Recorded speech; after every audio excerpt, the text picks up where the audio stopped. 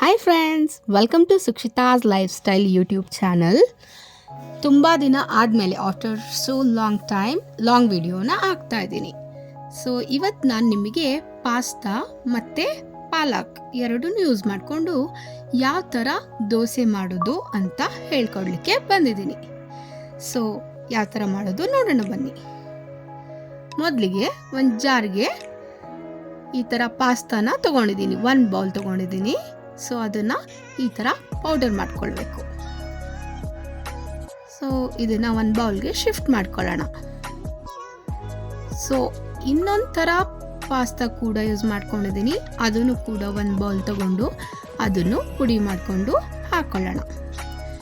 So ಇವಾಗ next 1 cup ರವೆ, ಉಪ್ಪಿಟ್ಟು ರವೆ ಬರುತ್ತಲ್ಲ, ಅದನ್ನು ಕೂಡ ಸ್ವಲ್ಪ ಪೌಡರ್ ಮಾಡಿಕೊಂಡು ಸೇಮ್ ಕಂಟೈನರ್ಗೆ ಹಾಕ್ಕೊಳ್ಳೋಣ. ನೆಕ್ಸ್ಟು 1 ಸ್ಪೂನಷ್ಟು ಆರಿಗಾನೋ, 1 ಸ್ಪೂನಷ್ಟು ಜೀರಿಗೆ ಪುಡಿ, 1.5 ಸ್ಪೂನಷ್ಟು ಚಿಲ್ಲಿ ಫ್ಲೇಕ್ಸ್ ಮತ್ತು ರುಚಿಗೆ ತಕ್ಕಷ್ಟು ಉಪ್ಪು, ಇಷ್ಟನ್ನು ಆ್ಯಡ್ ಮಾಡಿಕೊಂಡು ಸ್ವಲ್ಪ ಡ್ರೈ ಮಿಕ್ಸ್ ಮಾಡ್ಕೊಳ್ಳೋಣ.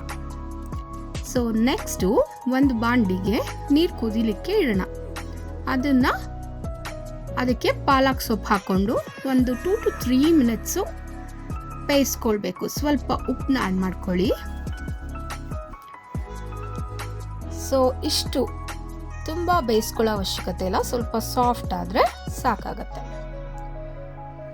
ಸೊ ಇವಾಗ ಆಗಿದೆ ಇದು ನೆಕ್ಸ್ಟ್ ಒಂದು ಪ್ಲೇಟಿಗೆ ತೆಗೆದಿಟ್ಕೊಳ್ಳೋಣ.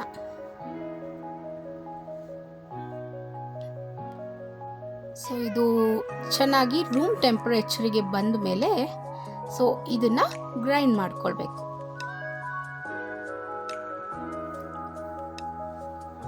ಸ್ವಲ್ಪ ವಾಟರ್ನ ಆ್ಯಡ್ ಮಾಡಿಕೊಂಡು ಸೊ ಇದನ್ನ ಗ್ರೈಂಡ್ ಮಾಡ್ಕೊಳ್ಳೋಣ.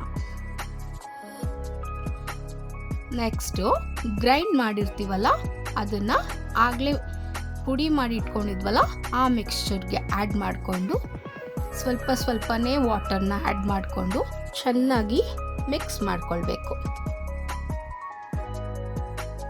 ನೋಡ್ಕೊಳ್ಳಿ, ಸ್ವಲ್ಪನೇ ವಾಟರ್ನ ಆ್ಯಡ್ ಮಾಡಿಕೊಂಡು ದೋಸೆ ಕನ್ಸಿಸ್ಟೆನ್ಸಿ ಏನಿರುತ್ತಲ್ಲ ಸೊ ಆ ಕನ್ಸಿಸ್ಟೆನ್ಸಿಗೆ ಬರಬೇಕು. ಟೇಸ್ಟ್ ಮಾತ್ರ ತುಂಬಾ ಚೆನ್ನಾಗಿರುತ್ತೆ. ಅದು ಪಾಸ್ತಾ ಯೂಸ್ ಮಾಡ್ಕೊಂಡು ಮಾಡಿದ್ದೀವಿ ಅಂತಲೇ ಗೊತ್ತಾಗೋದಿಲ್ಲ. ನನ್ನ ಮಗ ಅಂತೂ ಇನ್ನ ಬೇಕು ಕೊಡಿ ಅಮ್ಮ ಅಂತ ಕೇಳ್ತಾ ಇದ್ದ.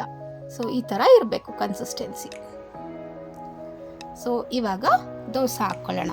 ಸೊ ತವಾಗೆ ಸ್ವಲ್ಪ ಈರುಳ್ಳಿನ ಸವರ್ಕೊಂಡು ದೋಸೆನ ಹಾಕ್ಕೊಳ್ಳೋಣ. ಸೊ ಈ ಥರ ಸ್ವಲ್ಪ ಆಯಿಲ್ ಹಾಕ್ಕೊಂಡು ಫ್ಲಿಪ್ ಮಾಡ್ಕೊಳ್ಳಿ. ಸೊ ಇವಾಗ pasta palak dosa ready to serve. So ನಮ್ಮ ಮನೇಲಿ ಇವತ್ತು ಪಾಸ್ತಾ ಪಾಲಕ್ ದೋಸೆ ಜೊತೆ ಕಾಯಿ ಚಟ್ನಿ ಮಾಡಿದೆ.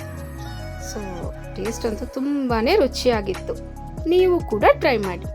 ಸೊ ಇವತ್ತಿನ ರೆಸಿಪಿ ಇಷ್ಟ ಆಗಿದ್ರೆ ನನ್ನ ಚಾನಲ್ಗೆ ಪ್ಲೀಸ್ ಸಬ್ಸ್ಕ್ರೈಬ್ ಮಾಡ್ಕೊಳ್ಳಿ. ಸಬ್ಸ್ಕ್ರೈಬ್ ಮಾಡ್ಕೋತೀರಾ ಅಲ್ವಾ?